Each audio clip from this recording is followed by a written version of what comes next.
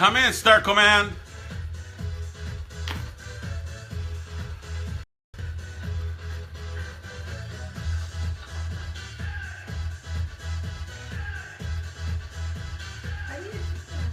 How do I do what? The gas gun. That's weird.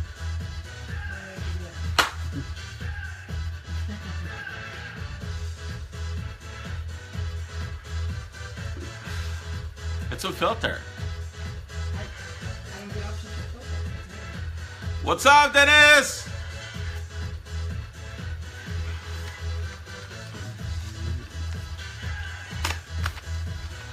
Good morning, guys. Good morning, good morning, good morning, good morning, good morning, good morning. Well, it's almost afternoon. Okay.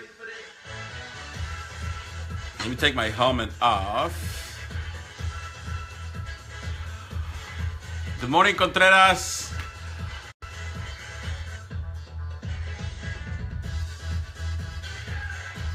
What's up, Dennis? Okay. Is it gonna get blocked if we? Great. Oh, that's right. Good morning, guys. Good morning, good morning, good morning, good morning. I took the music off so I don't get blocked. Because I think Alex... oh, there's two people that are blocked. Alex Gonzalez, Alex Capitalista, and Robert. Isn't Robert blocked also? I don't think he is anymore. No? Yeah, so they just block you in afternoon in Arizona. Yeah. So guys, what's up, guys? What's up, guys? Today is a very special day because I have a guest in the house. Living in the house. I have Paloma directly from Tijuana. And she is in the house. Paloma's in the house. So we did yesterday we went and supported the Second Amendment. I was born and raised in Mexico, so I'm not a big Second Amendment person because in Mexico we don't have that thing, you know. But here I support it because it's part of our history and it's part of our that's who we are, you know. And taking that Second Amendment in California is ridiculous. The laws on Second Amendment is just crazy. So I went and supported those guys. And you know what? Something really cool. There's no protesters. No protesters, not even one, at a Second Amendment rally. Why do you think that is? Give me freedom or give me that. Yeah. No protesters because they're afraid. They might get shot in the butt. So Joy Vila and Andrea Soriano, they pull off a really good thing at the Grammys. I think her songs went up 18 million%. And Andrea Soriano is the designer. He's an immigrant from the Philippines and he's gay. But he supports Donald Trump and he says that that dress represents love and unity and all kinds of things. So right now, the Grammys are not even showing that dress, but everybody else, all Trump supporters, it's everywhere on Twitter, it's everywhere on Facebook, Instagram. I think I put it on Instagram and I think I got like 30,000 views like in 12 hours. When I got up, there was 12,000 views. I mean, 30,000 views. But I actually did an interview for Paloma a while back, but it didn't work out very good because I was doing it on, was that a Skype? Yeah. I think it was Skype. From Mexico. From Mexico, and I was trying to do like a screen capture, and it didn't work out very good. But Paloma has a great story. Yesterday she went out. She went up. Well, one thing I can say about this Second Amendment followers, they're a little weird. You know, we're all weird. They're from the mountains. Most of them. They drove 4 hours, and in the mountains, they're telling me, you know, Second Amendment is the only thing they have.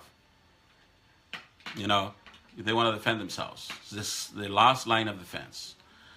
But they welcome, Paloma, and Paloma went and talked with that. What do you call that speaker? The blowhorn. The blowhorn speaker, and she said, "I'm from Mexico and I support Donald Trump," and she had a lot of views and a lot. Those guys were. A guy came to me. He was crying. He was crying. Paloma made him cry with her speech. She spoke like 3 minutes. And this guy was white as the snow, white hair, and looked like a hillbilly, but a very smart guy. And the media, you know, the mainstream media, they tried to divide us. They tried to say, "Oh no, you guys shouldn't mix," but we were mixing yesterday in the name of Donald Trump, and it was awesome. So I have Paloma here, and I'm gonna do this because I'm gonna put it on. I'm gonna put it on YouTube later, just to get all my haters really, really going. Because this is what they think. They think that it's just me. They think, Marco, you're the only Latino, Hispanic that supports Trump, and we know that that's not it. What happens is that the media, they do not give us coverage. They try to divide us. They try to separate us. But here I have somebody that will help us a lot, and she has a very good message, I think. So let me see. I'm going to see. Okay, Paloma. Buenos días, Paloma. Hola, Marco. Buenos días. Just going to ask you a couple questions, and then we'll go from there. So what is your full name? Paloma Zuniga. I'm from Mexico. Paloma Zuniga is my name. So you are from Mexico? Mm-hmm. And when did you, how did you decide to follow Donald Trump? Or what happened? How? So I've admired Donald Trump my whole life. Basically since I was like 20 something. I spent a few years living in the East Coast, so he was obviously really big in New York. And I've always been a fan of his thinking more than anything. He's a winner. He's always been a winner, and it's just not just because of the money that he makes, but the way he lives his life. A lot of people have maybe more money than he does, but he has that attitude of big, of, you know, like he says, if you're gonna be thinking, you might as well think big. So he has that attitude. I've always admired that about him. Back maybe about 10 years ago, somebody told me that something I said reminded them of Donald Trump. This is in 2005. My yoga teacher in Mexico told me that. She's American. And I actually met him in 2009 at a conference in LA with Tony Robbins. So I met him. I was really inspired. You met Donald Trump? Yeah, I met Donald Trump in LA. At the LA convention, not the LA Convention Center, where LA Live is, somewhere in that area. They had a convention. Tony Robbins. It was like a real estate convention. So Kiyosaki, you met Kiyosaki too? He wasn't there. The Rich Dad Poor Dad. No, he wasn't there. It was Tony Robbins. It was like maybe 5 speakers, but Donald Trump was one of them. And I drove from Mexico to LA just to see them that one day. Him and Tony Robbins more than anything. So their philosophy, their, you know, as motivational speakers and the way they live is what really inspired me. So when he decided to run for president 2 years ago, I already liked him, but it wasn't just that I liked him. It wasn't just that I liked how he was. Everything he talked about, especially when it comes to us Mexicans and illegal immigration and what's happening to this country because of the illegal immigration, I've already been seeing for years. Let me ask you something, because this is so cool. When you so you got to hear Donald Trump. He spoke for half an hour. How long did he speak for? Yeah, about maybe a little bit more, maybe almost like 45 minutes. Okay, how was that speech? Can you tell us a little bit of that speech? What was it? What did he talk about? Well, basically, he just talked about it was real estate, but it was real estate and telling you how to, it was like foreclosures and this and that. But more than anything, his whole thing was teaching you how to think like outside the box. But even like back then, he was already saying, you know what, there's, people sometimes look at life in one way, but there's a million different ways. You don't have to take that route that everybody takes. If you go this way and if you do this and and I think that's what he does. He's maybe taking money from one side and put it in another and what's up, Royer? Put it somewhere else. And so basically he was teaching more strategy as far as like thinking, not being so specific on like, go out and this is where you should invest or not like personal motivation. More personal. It was like, figure out what you have and then figure out what you have, figure out what your assets are, and then take that and use this and put it here and move it here. Kind of like playing chess, ajedrez. So he really he puts you in to look into yourself where you're at right now, and then to work from there. Do an analysis on what it is that you have right now and work with that. Okay.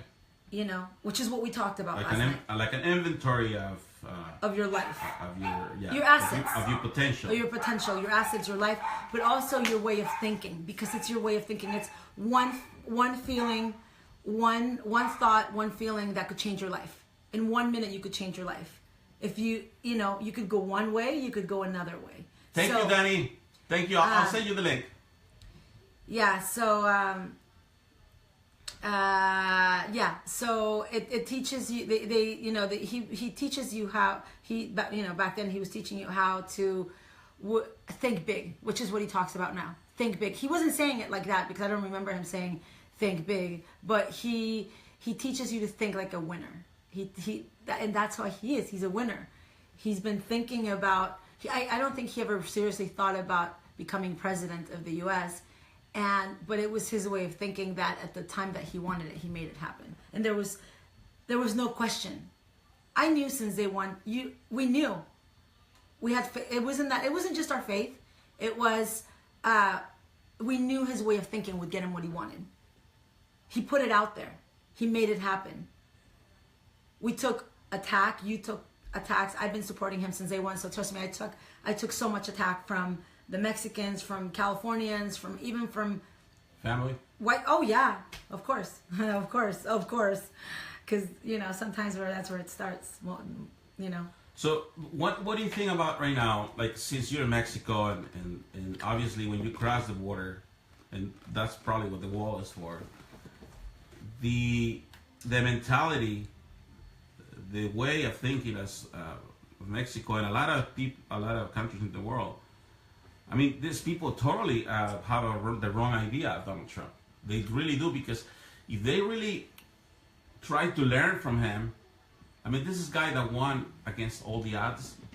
Mm-hmm. I think it will be better for them, but they want to fight him rather than like you have all this people that are doing march and going against all these people that have been deported, but it's not like they're doing anything unconstitutional. They're just enforcing the law. So what do you think about all that? Well, the thing is that the Mexican government really brainwashes these people. They make Donald Trump seem like the enemy when the real enemy is the politicians in Mexico. It's the system. It's the system. It's the politicians. It's the public the public workers, like we call them. Servidores públicos. Those are the ones that are the real enemies. The ones that are taking their money. The ones that are taking their natural resources. They're taking their land, they're taking their money, they're taking their natural resources, they're taking their jobs because, well, it's not really that they're taking their jobs, it's just they're not creating any jobs for them.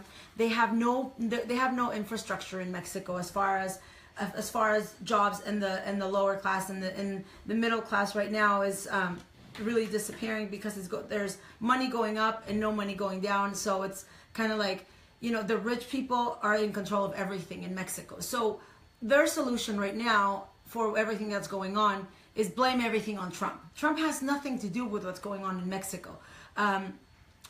Trump is looking out for this country, for the economy. He wants America to be prosperous again. He wants America to be rich again. He wants America to follow the law again. Recently I feel like we don't respect the law anymore. We don't respect the cops anymore, especially here in California. The cops have become a joke, and like LAPD is a joke. The teachers, I see a lot of students beating up teachers too.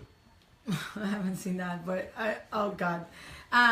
So he just wants to enforce the law, and I remember America being great. I used to visit the U.S. when I was young. I visited for the first 10 years of my life. I didn't live here. I had a tourist visa. Back then, they used to give you something called an indefinite tourist visa, which meant that they would stamp your passport, and your visa never expired. So I got that when I was 6 months old. My parents got it for me when I was 6 months old. My whole family had one of those, a stamp on their passport. But I remember coming in, and we would be really checked. We would be questioned about where we were going. We'd have to give them our address. We'd have to give them a phone number. We'd have to give them everything at the border in San Isidro, because we used to cross through San Isidro every summer to come to, California, Disneyland, or whatever. My aunt had a house in San Juan Capistrano, which is South Orange County, and it was really strict, and they would really question everything. Like getting a visa was a really hard thing to do. And recently, I noticed about 10 years ago that started changing. Even the borders are, even right now, I got to tell you, right now as we speak, there's a place in San Isidro where it takes them 20 minutes to cross the border.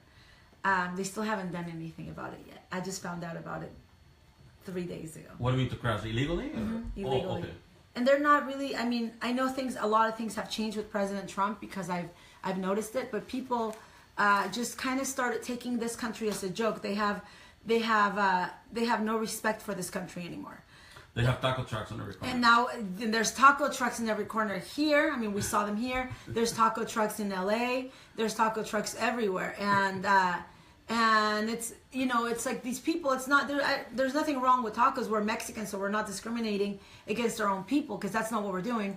But these people aren't paying taxes. They're not paying rent, and they're not paying electricity. They're not paying, most of them are just family members who run this business. So basically they're chasing small businesses away. They're putting them out of business. That's what they're doing. So they're putting the smaller businesses out of businesses, and then the medium-sized businesses out of business. So it's just going to create one big mess, and it's going to turn into one big swap meet if somebody doesn't do something about it. You were talking about the LA, all the mercados, and the swap meet. I call them a swap meet. Tianguis is the word in Spanish. LA is turning into that. No one pays taxes anymore. They don't even have seller's permits anymore. They just do whatever they want. They try to crack down on it about a year ago, as far as like, I'm in the fashion industry, so they try to, they would have fashion or clothing, like kind of like a swap meet outside of the stores, putting other stores out of business. And they started doing like every Saturday morning they would do like raids to try to get rid of them, and they just keep coming back and keep coming back and keep coming back. And I don't think with President Trump he's going to allow that. I think he's going to, if he says something, we already noticed he's doing it. So they're going to pass a law where they're going to decriminalize the vendedor ambulante. LA just put up a measure where they're going to decriminalize it. So because I understand why they're doing it. They're trying to protect the illegal immigrant from being stopped by the police, selling, churros or pepinos or whatever, right? And then having been deported. So they're trying to protect this. Well, LA is a huge sanctuary city. I don't know what's all behind what it is exactly that they get that way. They're so protective of these sanctuary cities, but I think for right now it's going to be. They're going to start with deportations, which they're already doing in LA. They already have a major deportation thing going on in LA, because I think that's one of the biggest biggest problems cities in America. LA, I live there, and oh my God, it's so disappointing to see what they've done to our city. You know. But the thing, the problem is that I know, because I know that a lot of these people are gonna come right back next month. So even though they're being deported, so have you seen any changes in the border? I mean, yeah, I have. As far as like the crossing, I've noticed. I actually made a video about it last month. I was crossing with my dogs. I've been crossing for 8 years. In the last 8 years, they've never asked me for their shots, their paperwork, anything. And last month, they actually held me back for 2 hours at the Department of Agriculture. I talked to the ICE officers. They told me things are changing. This is just the beginning. Things are going to change, and they already have. I mean, I read they hired another 7,000 officers in the past month. So I hope that's true. I think it is changing. It's becoming more strict. I crossed 2 days ago, and it seems like they're taking their job finally more serious, because they weren't taking it serious. It was just kind of like they didn't care, you know? Yeah. Because I remember. I mean, there was immigration officers that if they catch somebody crossing the border illegally, they would just say, "Okay, see you tomorrow," because they knew they were just deported and see them the next day. Yeah. So I hope that. No, that's changing. That's changing. I mean, I think there's areas that they still have to work on as far as them crossing right now, but that's what the wall is supposed to be for, and that's the whole purpose of the wall. And I completely agree with the wall. I think we need a wall. I think we need to have, because if you don't have that wall,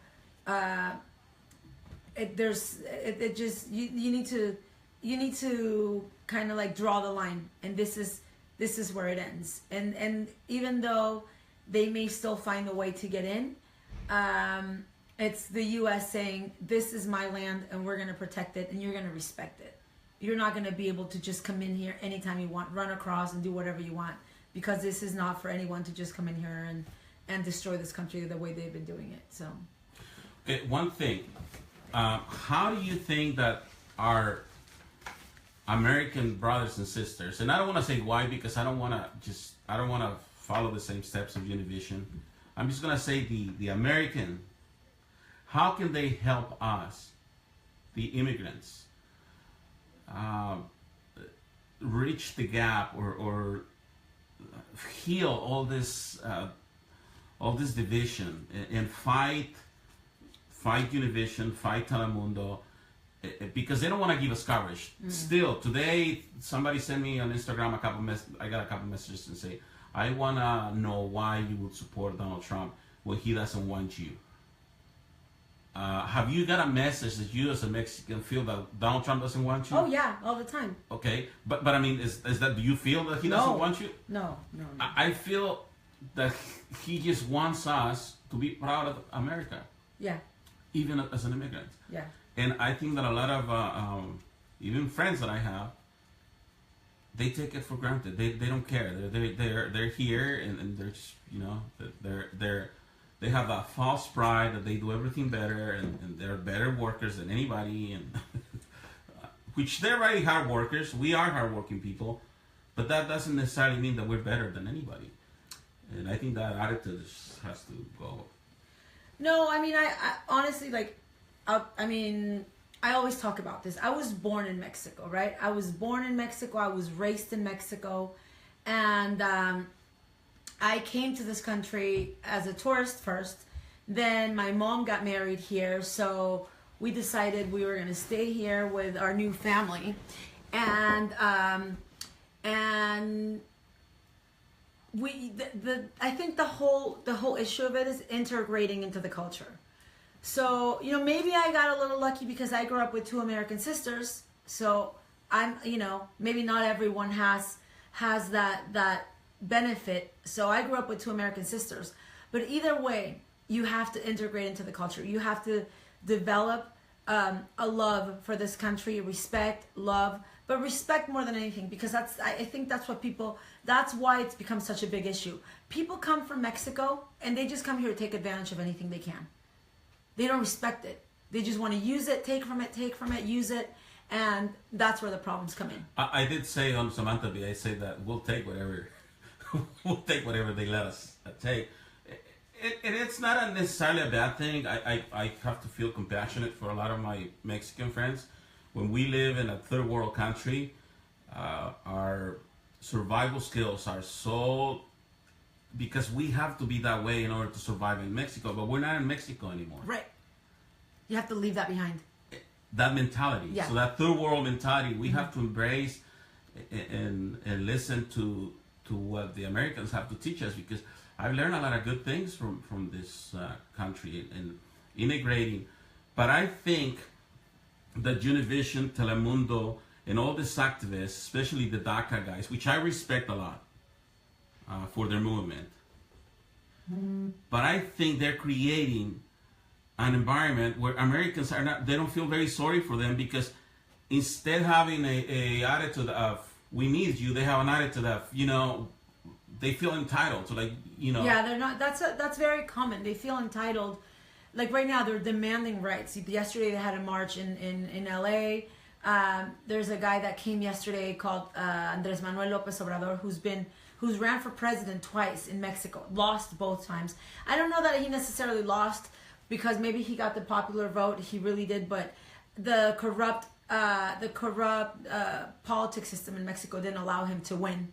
So he can't even fight corruption and everything else in his own country. And yesterday he had a march in Calle Olvera in downtown LA. So he was here. Yeah, he was in LA yesterday.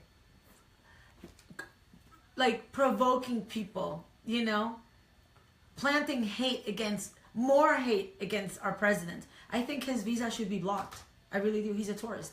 I don't think he should be allowed into the country to create more problems than we already have. Now, why do you think? Because it's a sanctuary city that they allowed this crap to happen? Because and he had a huge following. He had, I mean, I saw one of his videos. By the time I saw it, he had already like 500,000 views live on his video.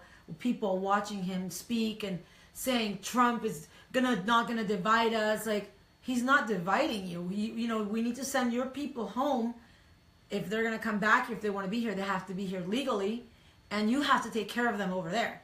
Because you can't even take care of yourself. You can't even win an election, right? So Contreras says that he is a leftist and elite. I think he's a great speaker.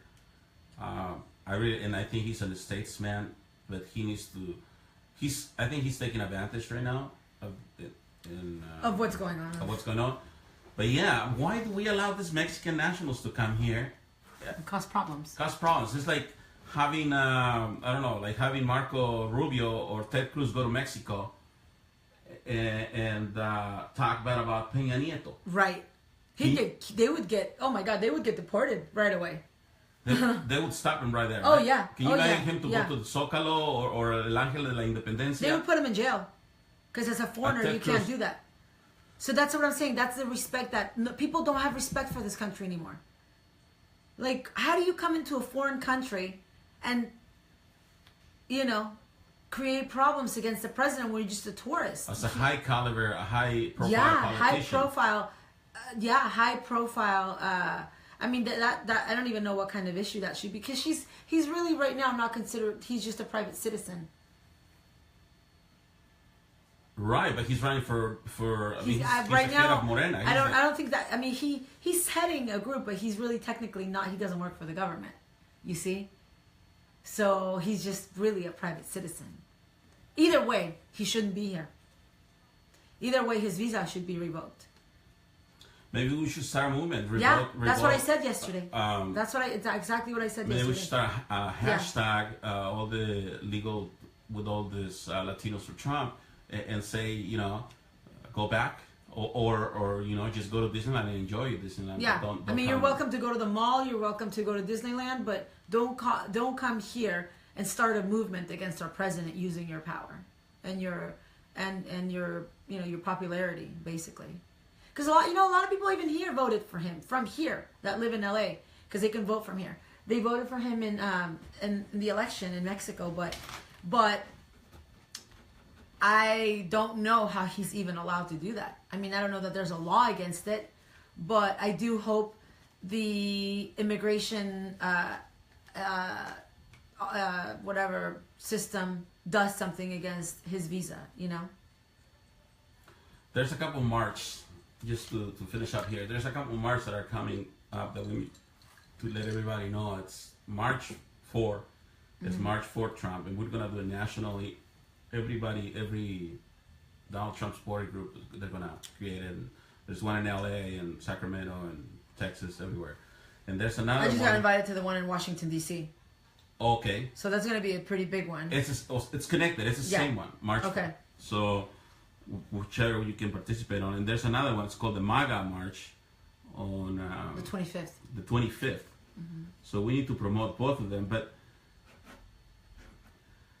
the problem that I see here is that if I exercise my rights as a citizen and to support my president now, these people think that I'm against them, and it's not fair, because they're not even from here.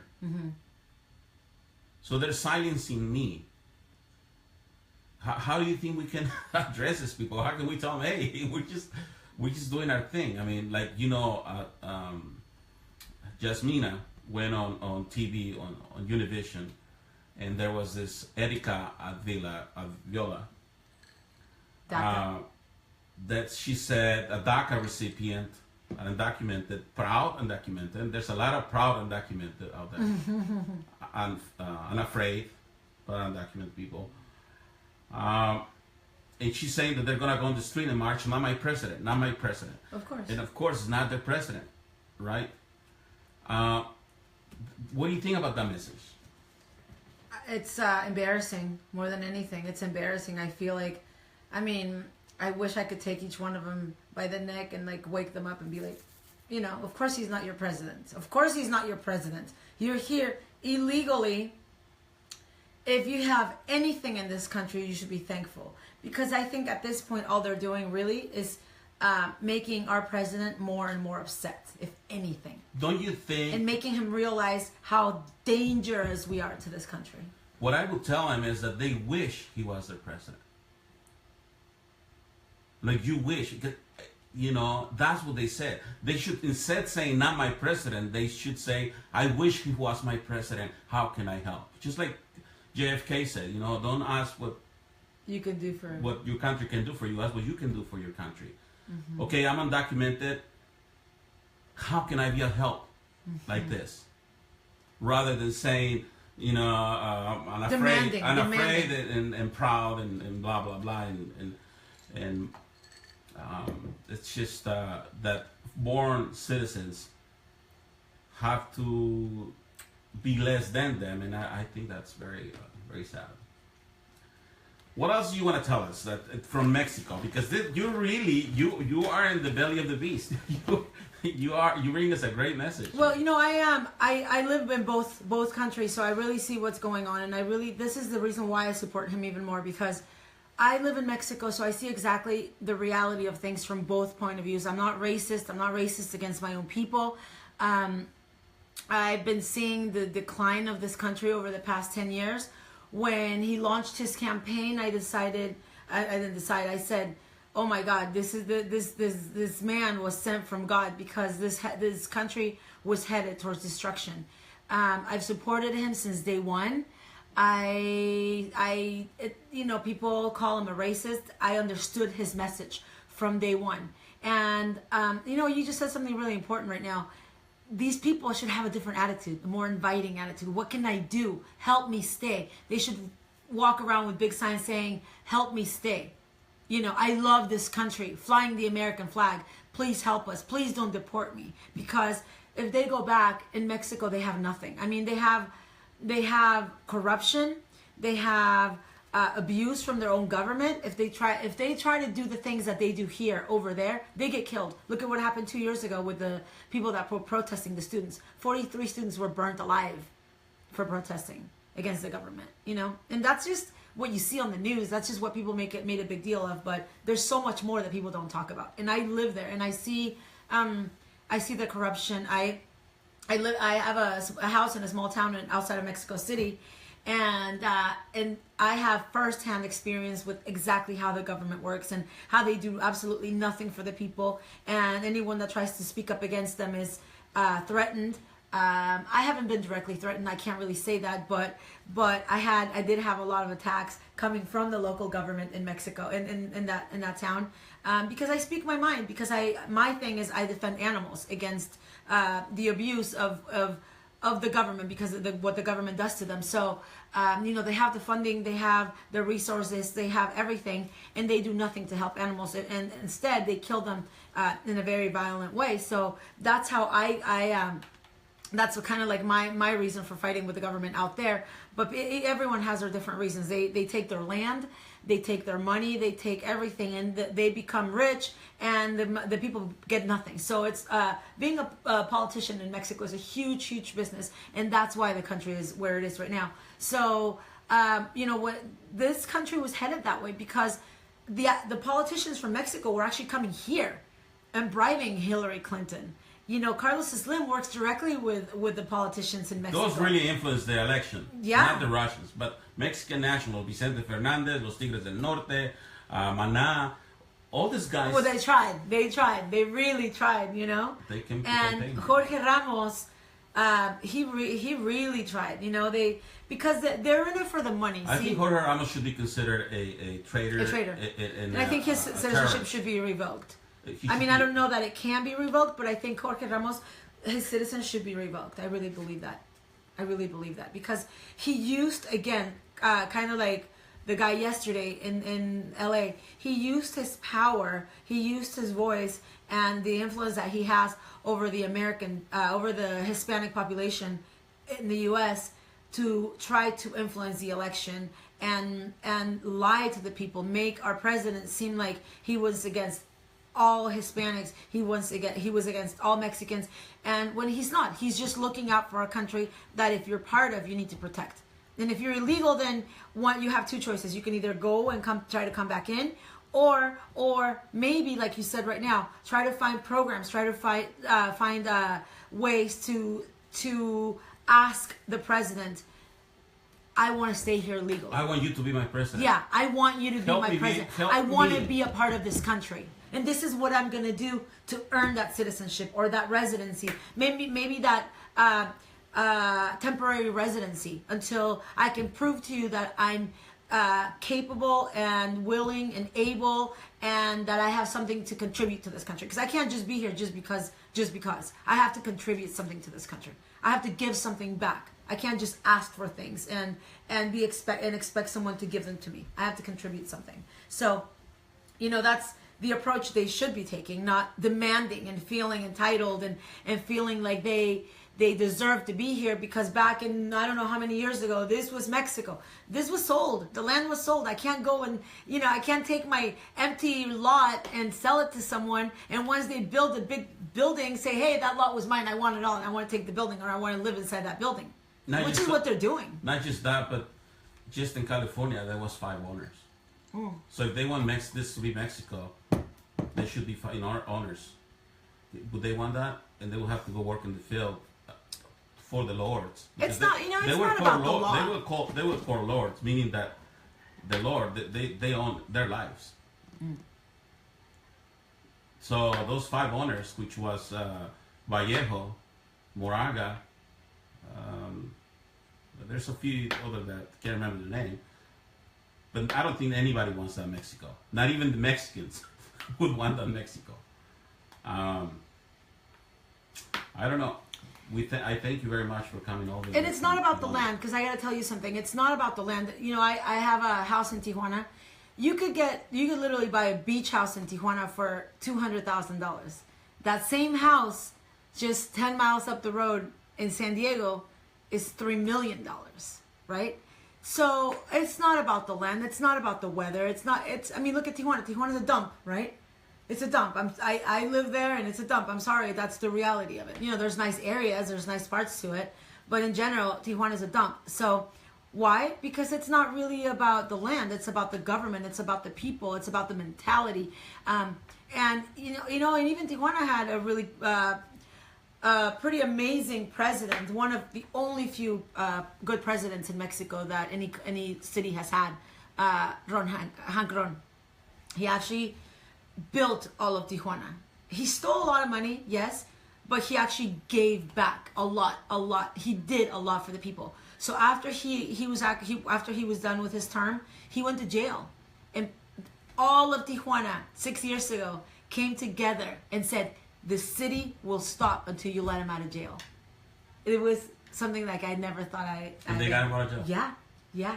People came out to the streets with, like, marching, like, thousands and thousands and thousands of people with bumper stickers saying, free him. You need to let him go. You need to he's our president. After he was done with his term. Imagine what an amazing guy this is. So why can't other presidents follow his lead and do the same thing? They're going to steal money anyway, because that's what they do. But you got to give something back to the people. Paloma, what's for you in the next? Are you going to get in politics? Are you going to run for office in Mexico or? I'm not sure what I'm going to run for, but I do know that now I want to be a dual politician, because you know what? I feel that Mexico also needs people like us. It's not just here. The problem starts there, and that's where the problem starts there, and then they bring it here. But the Mexican people, I'm not against them. If anything, I want to help them. And I think if anything, President Trump is going to motivate a lot of us. A lot of politicians are, the few good politicians that we have in Mexico, they're starting to get it. They're starting to speak in support of him. It's not against him.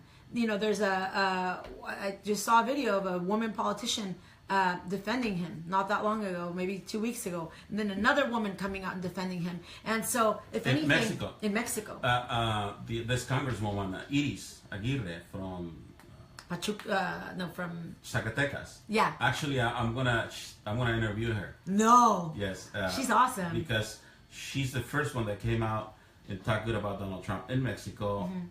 But she said they need to prepare for the people that are going to be deported. Right. And now, I talked to a politician from Mexico yesterday, and he said that Donald Trump has actually helped Mexico, because now they're looking into being more autonomous, of buying from Mexico, so making Mexico first.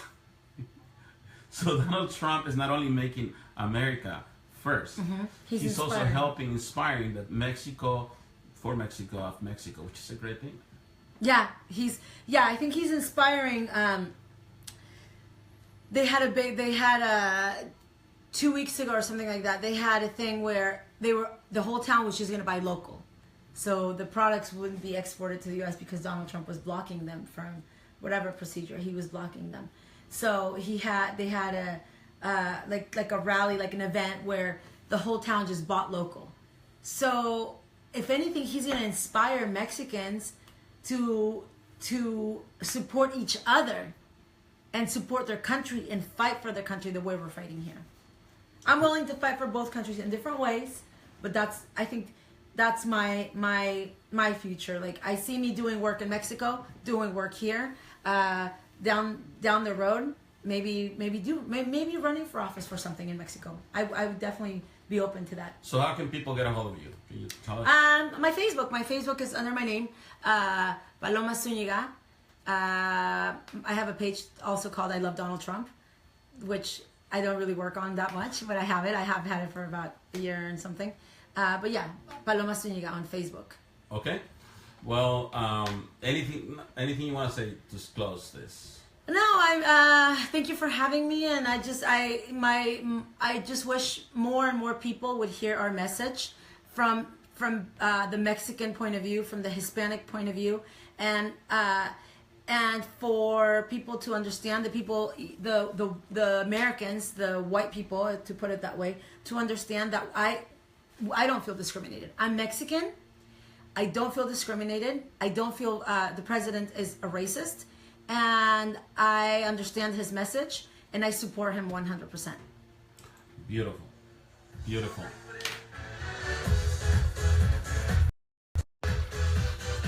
There you have it, guys. Latinos for Trump. Nothing but the best. Okay, thank you for watching. Let's go with everything, guys. Let's